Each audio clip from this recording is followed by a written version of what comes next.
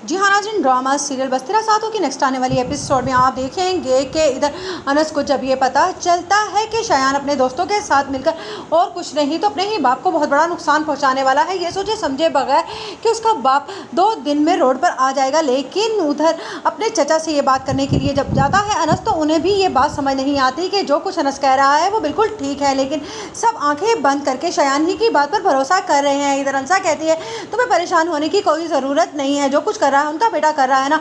मैं तो कहती हूँ कि तुम ये फैक्ट्री की जॉब छोड़ो। जिस पर अनस कहता है कि मेरे दादा की बरसों की कमाई हुई इज्जत को मैं इस तरह से खाक में नहीं मिलने दे सकता। जिस पर कहती है अंसा तो फिर क्या करोगे, जाकर दीवारों से सर फोड़ोगे। जिस पर कहता है अनस के इस बार मैं खामोश नहीं बैठूंगा, जो कुछ मुझे हो सकेगा करूंगा। मैं शयान को रोकने के लिए हर हद तक जा सकता हूँ। उधर आप देखेंगे कि जब कहती है शेरीन कि मुझे तो लगता है कि बिल्कुल ठीक कह रहा है अनस, आपको उसकी बात तो सुन लेनी चाहिए थी। जिस पर कहती है शेरीन से उसकी माँ तुम्हारा दिमाग तो नहीं खराब हो गया, तुम अपने भाई के खिलाफ बातें कर रही हो। जिस पर कहेगी शेरीन आपने देखा है कि वो किस कदर अच्छा लड़का और अच्छा इंसान बन चुका है। मैं मानती हूँ कि उसने अंसा जैसी बदतमाग और बदतमीज लड़की से शादी की है, लेकिन वो कुछ भी करे हमारा बुरा नहीं होने देगा। मुझे तो लगता है कि डैड को उसकी बात सुन लेनी चाहिए। लेकिन इधर शयान की बातें सुन रहा होता है, कहता है कि वाह भाई वाह, तुम्हें तुम्हारे मंगेतर ने क्या ठुकराया, अब तुम्हें इस अनस में खूबियाँ नजर आने लगी। मेरी बहन की चॉइस इतनी घटिया हो सकती है, मैंने तो कभी सोचा भी नहीं था।